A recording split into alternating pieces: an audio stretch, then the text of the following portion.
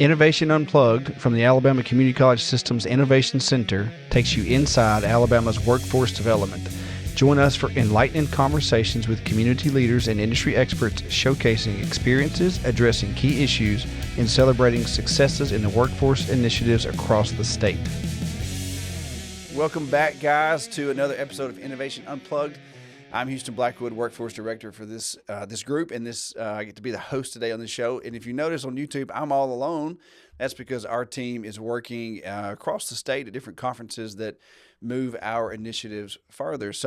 But today we have an extremely special guest, one I've known for a long time, way back in my days at Calhoun Community College, and we were just getting started in different divisions of the state. But Ms. Meredith Smith got a new title, and she's the director of the Alabama Office of Apprenticeships. And so she's going to tell us all about that. But what a phenomenal story, phenomenal program, and big shoes to fill. So Meredith, how are you? Oh, good morning, Houston. I'm doing very well. Excited to step into this new role and continue partnership with you and the community college. And it's exciting. I appreciate the opportunity to be here. Yeah, well, and just for transparency to the audience, we tried to record one of these at the Economic Development Association conference down at the Grand back in July, and it was out at one of the networking events, and the pool. It was poolside, and the band was playing, and we just couldn't get it. It wasn't right. So, and I said, "Hey, Meredith, let's get in the studio and get this information right." So here we are. And for the folks out there, a lot of our listeners have an idea about workforce, and they understand, credentials and certificates, but oddly, apprenticeship is a word a lot of folks don't know if they're not in workforce, and so that's really why I want to bring it in, because I see young people all the time, and not so young people, get into these apprenticeships and changing their lives, and now you are the queen of all apprenticeships across the state. So we're going to go to that, but before Like that title. the queen of all apprenticeships, yeah. Well, you are, and it's I know you've got some ideas, but you've been working this for a long time. So before we get into what the new role is and what all the AOA really does, give the audience the background of where Meredith came from and how you got to this position. Okay. I began my career as an educator. I was in K-12 for 17 years. I worked with the littles, as we call them. Oh, yeah. Years in first grade, years of reading instruction, instructional coach. I didn't even know what workforce development was at that time, and now I realize I was part of workforce development, right? Then I took a new position at Alabama Public Television, and I was managing a grant that was raising awareness about all different kinds of career pathways. And that's what led me to the Alabama Office of Apprenticeship. A statewide project manager position had come open right about the time the grant was ending, and I just rolled right on into this. Yeah. What year was that when you moved to the AOA? 2020, about 6 weeks before COVID hit. Right. So I think I just assumed the director at Workforce Solutions at Calhoun like February of 20, like mid-February, and then I'm here. Yeah, and then there it was, boom, like, you go home.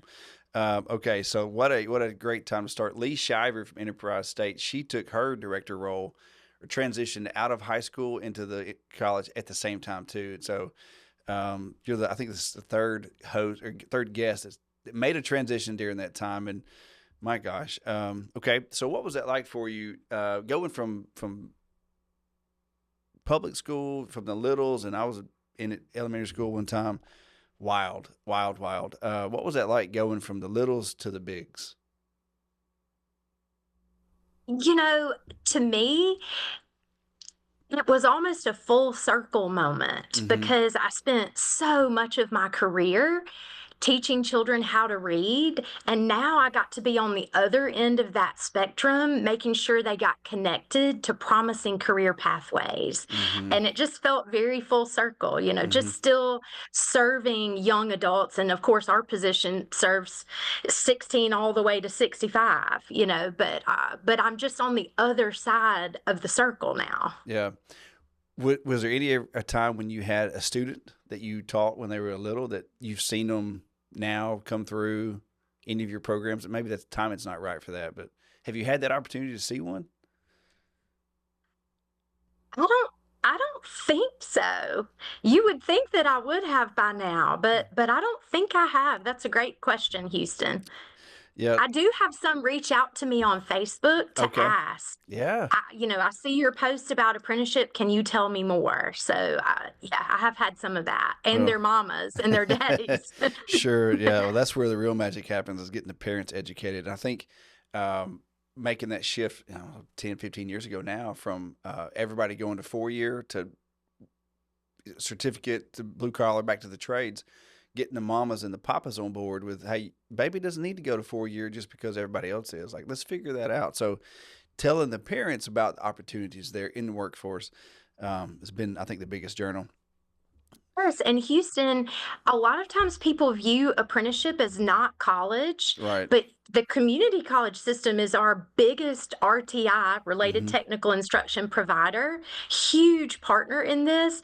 Many, if not most, of our apprenticeships involve college credit, a lot of times degrees, university degrees. We even have one that ends with a master's degree in social work, Oh, so wow. apprenticeship can mean not college, but not necessarily.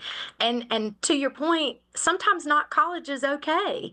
Yeah. Maybe I want to be a plumber or an electrician, and I'm doing that training in-house with the electrician company where I've been hired, Hmm. but I'm still on a pathway to a really good career.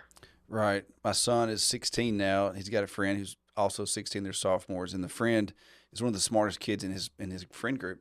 But his parents are pushing him, rightly so, to either be plumber or HVAC because the kid's always just been really technical with his hands and just understands things. And I'm like, okay, listen, but if you, from my experience, if you do XYZ at 18, 19 years old, this is where you'll be at 20, 30, 40, right? Financially, professionally, whatever. And that, their I eyes mean, light up. Houston, have you had an HVAC technician or a plumber come to Hmm. your house lately? I Plumber. think Hmm. we both know they make great money and have good careers. Yeah, and just selling that. So, and with the apprenticeships, like you put a shine on that because it is work based learning. But let's tell that story right here. So, let's go back to when you first took that assistant director role with AOA, and you were shaping things. And I'm not well versed on when AOA came to be and its progress, its journey, its evolutions. But what were the things you had to do to make that really pop in your role there? And then what were the biggest accomplishments that you found? I think I would need to start by telling you about our nursing apprenticeship. My very first week on the job, February 3rd, 2020, is when I started. Our director at the time took me to a meeting with Kenneth Kirkland. He's with the college system. He was at the system level at the time over all the healthcare programs. And he had been working with the Board of Nursing and the Nursing Home Association to figure out how we could build a nursing apprenticeship Hmm. because the Hospital Association and the Nursing Home Association had approached him and said, that our office had just been created in August of 2019 by Governor Ivey, and they were looking for ways to strengthen recruiting and retention in healthcare. And this was before COVID hit, right? And and so Josh said, this will be one of your big projects. And boy, was it ever. We wound up building the first of its kind in the nation apprenticeship program for nursing, because there's an intermediary credential that's issued by the Board of Nursing. So now we've got states all around the country flying into Alabama to see how we built this. And since it took, we had to pause during COVID, we launched with two schools, Coastal Alabama Community College and Gadsden State Community Hmm. College, and 4 employer partners in May of 2022. Since then, we've put over 1,000 nursing apprentices into our workforce. I believe almost 400 have completed, and we have 600 something currently training with hospitals, long-term care, rehab facilities all around the state. I believe we have 24 colleges and universities participating now. So it took serious partnerships and collaboration all around the state to build such a solid model that was able to scale so quickly. And I could not have done that without my team and without the partnerships that we have with the colleges colleges and universities and our champion employers. And we're just really, really proud of the work that has been put in to make that happen. Yeah, that was an interesting time to be formed. And the first thing you did was nursing. COVID happened, and now it's still, but it persisted, right? Because it was a good plan. I was just listening to a podcast driving down. It was the oldest at the time, 2023, the oldest Navy SEAL. They called them bullfrogs, apparently. Frogman, the oldest one is the bullfrog.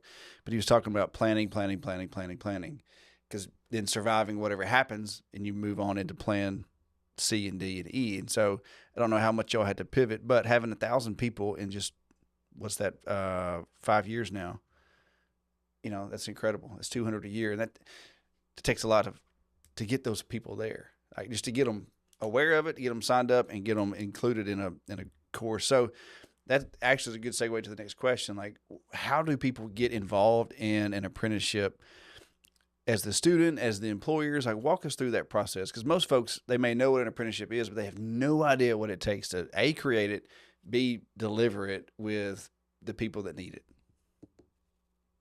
Well, apprenticeship has been around for centuries, right? And everybody has an idea what it is. And traditionally, they are in the trades. And we do have a lot of apprenticeships in construction and manufacturing, but we have modern apprenticeships too. Like I was just telling you, for registered nurses and LPNs, we have them for early childhood educator, executive chef. I mentioned social worker. As long as it's a middle or high skilled occupation, we can build an apprenticeship for it. And really, the way it happens is we have an employer reach out to us. A lot of times it's somebody who is connected through one of our partners, like an economic developer who knows about what we do, or someone from the college or K-12, or just an employer partner that we have, and it happens just in a conversation, and then they connect them with our office. We have 4 regional project managers who work with those employers, and they ask, what position do you have that's a pain point for you, where maybe you're wanting to strengthen your recruiting, your training, or your retention?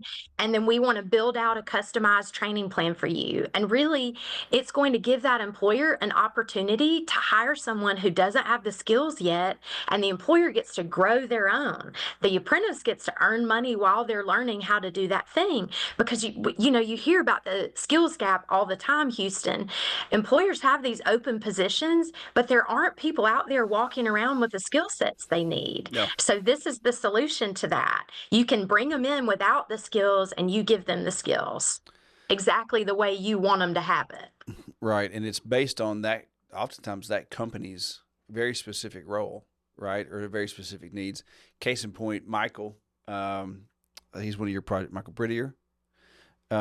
He worked with, in my hometown, Hartselle, Sunoco and Sarawire, on some maintenance and production and whatnot. And they, those two guys, Stuart and Brian, from those two companies, just sing his praises, because it gave them a chance to bring folks in who were just good employees and put them in some kind of job, and then train them up as they go. And as they go through that apprenticeship, they move into that next level, all the way up. And then ultimately into either a degree program, or then you bring in like ATN to do even more technical training for someone who never had a degree. They've just had all this OJT. And so that's a really cool thing. You mentioned the pain point, and in customized training in a workforce department, that's what we're always after, is not really training what you're already doing well, what's running right, but where's your deficit? What do you see as the most common pain point around all the different industries? Is it the skills, or is it soft skills, or what's the most common pinch point for these companies? I think probably both, but I would lean more towards soft skills. We hear that all the time. I can teach them what I need them to do, but I need them to show up on time, show up every day. We used to hear pass a drug test. We don't hear that quite as much, but I do, and get along with their teammates. It's show up on time, show up every day, get along with people, take pride in their work, things like that. It is work ethic for sure, because that's hard to teach. I was talking to my son last night about 11 p.m. Neither one of us could really get all of our stuff done before then, and we were just talking about that. So he's 16, and he had football at like 6:30. Ridiculous. And And I said, hey, most of the time, bud, if you'll just get up and show up, everything else works out, right? You don't even have to be that great at stuff sometimes. Just get up and show up. And I think a lot of people miss that point in the world, just watching out. So, do you see a lot of attrition in these apprenticeships? Now, you talked about the nursing. You have 1,000 folks, 400 have completed, 600 are still working through it. What is your, and don't let me put you on the spot, but what is your typical attrition rate for these things? I'm so glad you asked. Yeah. Nationally, 90% of our apprentices are still with the employer they trained with 2 years after finishing an apprenticeship. And I mentioned we were just created in 2019, so our data here is still very young on Yeah. that. But I mean, that it's you'd be hard pressed to find a better retention rate than that right there, and that's nationally. And we attribute that to an apprenticeship is the employer's investment in their talent, and Mm-hmm. that builds a sense of loyalty. You Yeah. took a chance on me, you brought me in, you trained me up, you invested in me. And it's not just financially. We assigned you one-on-one with a journey worker, and so we took that person's time and energy and invested that in you too. And then it's also that relationship that gets built with the journey worker and the team. It's just a great model that really enhances retention for employers. Right. You mentioned the investment in the individual and them seeing that from the company, but also that mentorship. I think that mentorship is, which is more, chicken or the egg there. But I think that mentorship of having that older, more experienced person walk them through all that and show them where they're headed, so they don't get stuck in the blinders and stuck on the problem at hand. That's impressive. 90%. I did not know that, and I didn't know what you were about to say, but you seemed excited about it, and that is an extremely impressive It, stat. Yeah, Um, it really is. And Houston, you mentioned that we first met when you were at Calhoun. I was at Calhoun last week and I got to meet a journey worker. It's a nursing journey worker who was in Calhoun's very first cohort of nursing apprentices. oh Now wow. she's in the field training young nursing apprentices. Okay. Is that not so cool? Well, she wasn't a little when you met her, but you were a part of. She was a little in the apprenticeship world, right? And so then you got her in. That's awesome.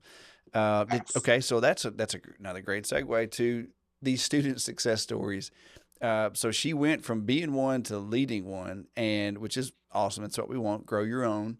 Did she have any success stories, or what did she say about her journey from apprentice to now journey worker? She said that the journey worker made all the difference. Having that one-on-one relationship with the journey worker, because if you don't know much about nursing school, you get to be one-on-one the very last semester, but the 3 semesters or so leading up, you're with a clinical cohort of 6 to 8 people, and you're all sharing one nurse that you're following around. But Right. the apprentice gets to be one-on-one that whole time in the department where they're going to be working. And it's just, she said that the patience that this journey worker showed, and just the investment that she wanted to give back and do that for other people. And I do have another success story Yeah. from that same visit. uh, our office has what we refer to as our last dollar scholarship policy. Right. As far as I know, Houston, we're the only state in the nation that does not allow our apprentices to incur debt. The apprentices are responsible for offsetting the cost of their training with their Pell Grant, scholarship, WIOA, anything, GI Bill, anything, any gift aid that they have. And then whatever balance is left while the duration that they're in the apprenticeship, that goes to the employer, not the apprentice. So I met a nursing apprentice that day, and she told me that she is a single mom of 3 children, and Hmm. her financial aid was running out.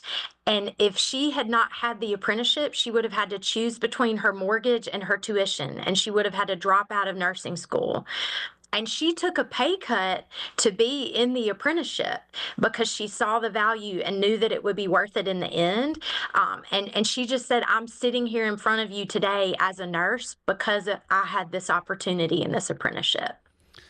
That was at Calhoun as well, Houston. You'll be proud to know. Well, that college is near and dear to my heart for sure. That's an impressive story. I would love to follow up offline with her. Uh, Not my world, not my program, but just to tell that story here Yeah. on this platform. And that's phenomenal. We see that a lot of times folks are living life, and that's what I try to tell like about skills for success is the folks that we serve outside of high school are often living life, and that's why we were created to have a short, relevant training that gets them in the door, and then can lead to apprenticeships or degrees or just work if that's what you're ready for. So many times we had some students on the show recently. One was a overnight truck driver for like a dedicated route, and he was gone all night. And his kids were at home, and the oldest child was watching them. And he took our carpentry class, got a day job basically, and now he was talking about I was at home at 11:30, and I got to make my son a grilled cheese or a hamburger. It was a hamburger, and he hadn't been able to do that in almost a decade. And so change. So those kinds of Yes. folks, where these students get to change their life and be not just a worker, but like they get to go back to being a mom and being a friend and having a life and not living, paycheck to paycheck and struggling and having some hope. That's really cool. I do want to connect with that student outside. Yeah, Um, we can make that happen. And I'll give another example. A young man that we met from Coastal Alabama Community College, he told us he was living in his car when he got the opportunity to join an apprenticeship there. This one is in industrial maintenance. And now he's married, he has a house, he has a baby. It really can change lives. yeah, well, that's powerful.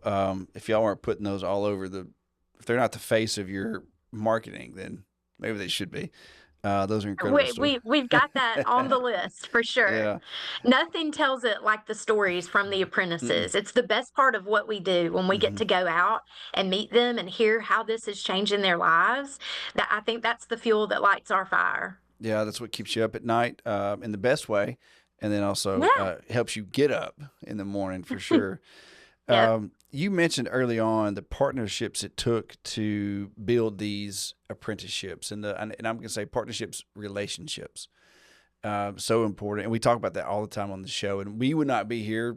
The Innovation Center, Skills for Success, wouldn't be around if we didn't have amazing relationships. But you're dealing with industry people, educators, the workforce departments, for credit, non-credit at the college is like a diverse group of people to try to get an apprenticeship built.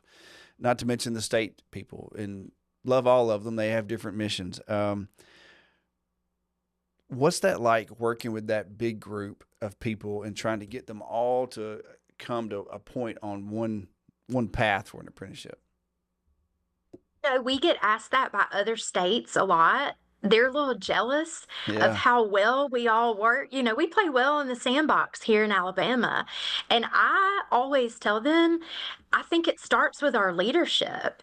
Hmm. Governor Ivy, she's been in office almost 10 years now. And she's a former educator. She's all about workforce development. She came up with a Success Plus plan Hmm. forever ago. We've had, the state workforce board, the regional workforce boards. We're all on the same team. But it's that leadership and the plan and the strategies. And sure, we have some silos, but it's nothing like what other states face.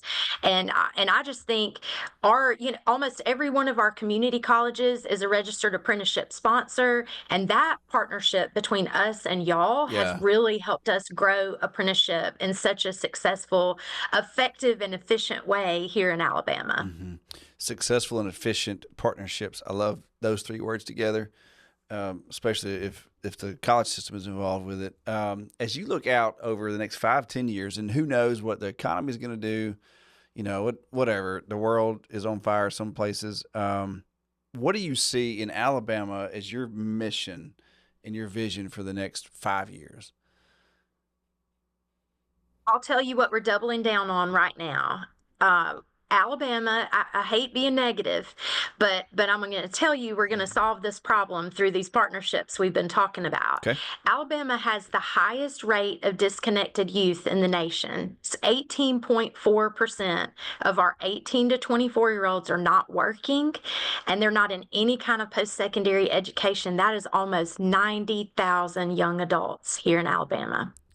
Mm-hmm. But apprenticeship is a workforce pathway that is working for them because almost 60% of our apprentices here in Alabama are between the ages of 16 and 24. So this is something that they are buying into. So we're doubling down on our efforts to connect with high school students and college students, make sure they know about all the high quality work-based learning opportunities that are available to them, make sure they know about apprenticeship opportunities, and we're working hard to expand those opportunities because we believe if we can get them connected to work while they're still in school, we're much less likely to lose them, and it's so much harder to find them once they're off our radar, right? Absolutely. Keith Phillips talks about that particular number and that subgroup all the time. I've heard him mention it, I think, in every conversation. Of course, Keith is the new deputy chancellor for workforce and economic development in the college system, community college system. But he talks about that. And then on the backside of that, we offered in our second year our courses to be connected to the Career Readiness Indicator with the State Department of Education. And my goodness, that was a rocket that I didn't expect to go as fast and as high as it did. And the colleges latched on and did some really good work. And now we're actually working to make that even easier for them to deliver. But we caught some, and I'll say this, and I probably shouldn't. Can I come work for you after I say this out loud? We caught some flack on how many high school kids we were serving. And I'm looking around and I'm thinking, well, if we don't, they're going to become a disconnected youth, or they're going to go spend hundreds of thousands of dollars on a finance degree or whatever, something that doesn't give them growth or real potential in life. And so if we don't give them something that they're interested in, and here's the thing, like if you sign them up for an apprenticeship and they hate it, they're wasting your time and money and other people's time and money. But if we give them something, and I'm going to say that here's the segue from Skills for Success to the AOA, put them in 4 or 5 different courses and let them see, do they like a heavy machine or not? Do they like nursing or not? Do they like hospitality? Cool. Doesn't matter what they like or don't like, but let's figure it out. And then let's connect them to an apprenticeship that's related to that avenue. So you take them from having a view like, a 180 view or bigger of what they think they're interested in, and now you narrow it down, and then you get them into that apprenticeship, and now your rate of them, the chance of becoming a disconnected youth is almost nil because they're into something they know they at least like a little bit, right? And Yes. I would venture to say figuring out what you don't want to do is yes, more valuable than figuring out what you do want to do. Because what happens if you go and you get a degree and you haven't done the work? And as a teacher, your last semester is your internship, your student teaching, yeah, right? But there's so many degrees that there's no work-based learning included at all until you graduate. Then you get out in the field, and that's when you realize this isn't what you want to do. And I totally agree. Let's figure out on the front end through awareness and exploration activities what I like and what I don't like. Then let me get on that pathway. Well, that's exactly what happened to me, Meredith. You're right. I was out of high school. I wanted to be a turf grass engineer. I wanted to work on golf courses or stadiums, and I was going to go to Auburn. My dad's a big Bama fan, and he was like, "Hey, cool. If that's what you really want to do and go over there to that school, fine. I'll help you out, but you need to get a job doing that." And so I went down to a local golf course, and I worked on that grounds crew over winter break. And the first time we played golf as a staff, there were some golfers out there, and this is nothing against golfers. I'm sure most of them are really nice. But that group that was playing that day turned me off to being a golf course superintendent. I was like, there's no way on this green earth that I'm going to deal with those people for a whole career. And I went home, told my Wow. dad, and he was like, noted, what are you going to do? And I was like, I don't know, but not that. And I was working for $8 an hour, but I knew right then there was no way I was ever going to be able to deal with golf course people. You saved your dad a lot of money that day. Yeah. So anyway, I ended up getting into education. But you know what? Same thing then. Like I thought it was cool. The classes were great. Got to that teaching, and I'm like, I don't know. And I got to that first semester, and I'm like, Dad, This is not it. He's like, yes, it is. Stick it in. So, but it worked out. But I probably would not have survived in the turf grass world if I hadn't got that Yeah, job. both my parents were teachers, and they both told me, don't base what you think about teaching off your student teaching or your first year. You Oh got to give it a no. little more time than that right there. Yeah, and I think, but I say all that to say, and there were lots of people there that helped, like you, helped me survive that time. But if I had had a little bit more time and hands on and really, really immerse in that, like an apprenticeship, I would have known more about it and made better decisions probably. But that's really cool.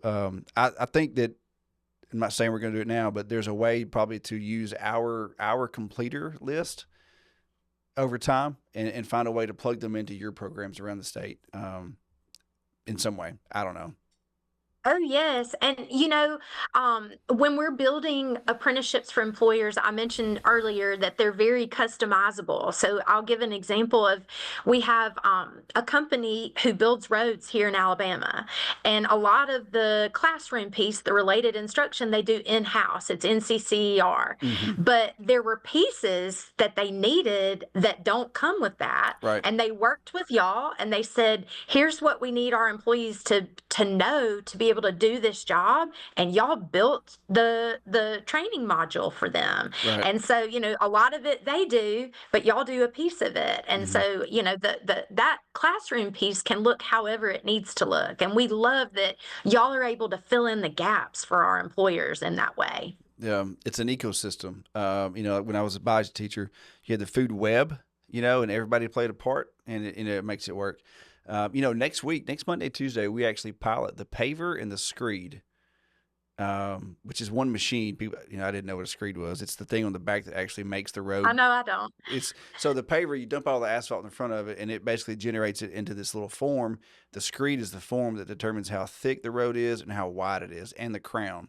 So it's gonna be really cool doing that with Wiregrass Construction down in Clanton. That's exactly who I was talking about. That's Yep. great. Yeah, Eric Good. Fulmer. Eric, if there's a champion from that world, Chris Strickland and Eric Fulmer, man, they latched onto us, and like I felt like with Chris, I felt like he was like my crazy uncle who loved me and took me on big adventures, and Eric is the same way. They just loved on us and have made our stuff possible.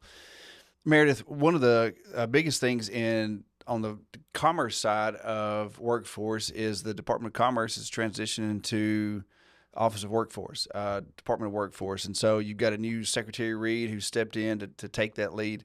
How does your role impact his mission for apprenticeships? Secretary Reed is so supportive of our work, and we are really excited to be transitioning under his leadership. Apprenticeship is one of his three main pillars of, where he wants to see us advance the workforce here in Alabama. And we're just really excited. We want to get out there every day and make him proud. Yeah. Well, I see a lot of social media posts and news articles where he's running around. That man must not sleep, and I know the energy you guys bring to it all. So he's got some fire engines running behind him here to keep all those things running smoothly. So I'm excited to see how you make his vision come true. Last question, really, Meredith. This is what we really close with everybody. In 5 or 10 years, it's Friday afternoon, and you've worked all week, and you're toasting to something that was good. What was it? 5 years from right now, and you've accomplished so much, and you think, you know what, I need to have a toast to XYZ. What is it? I'm a data person. I really do. I always take it back to data. And I think when we can cut that disconnected youth rate in half here in Alabama, I'll raise a glass to that. I love that. And that's certainly worthy. That's 45,000 people that had a better life because of your work. So it's clear, Meredith, that you guys are not just building programs and just trying to shove people through it. You're trying to change lives. That's really cool. I'm glad you took time out of your very busy schedule to share your story with us. Final thoughts on what you're doing with the AOA as the new director. Houston, I love what I do, and part of that is because I have such an incredible team. Our former director really built a team full of rock stars, and they work so hard every day, and it's almost like a unicorn because we're government employees. But don't We act like love Yeah, yeah. yeah. Like this, we get a bad rap, and there's a lot of stereotypes about us out there, but we work so hard every day. We believe in this work. We know it can change lives, and to have an entire team who is so dedicated and passionate about this, like it actually this work is hard, but it makes it fun, and we all like each other. We like the work, we Yeah. like each other, and I'm just blessed to be part of this team. Well, liking what you do and liking the people that you do it with, that's a pretty good job and a pretty good place to be I'll in take life. it. So, yeah, me too. Well, Meredith, thanks for taking time with us. We're about timed out for today. Very, very beneficial story. I'm excited. I'm excited by your excitement, if that makes any kind of sense. But thanks for being Be here. contagious. Yeah, it gets very contagious. Well, this has been another episode of Innovation Unplugged. Remember to like and subscribe and share on your favorite podcast platform. Have a great day. Thanks, Meredith. See you soon. Houston. All right. Bye.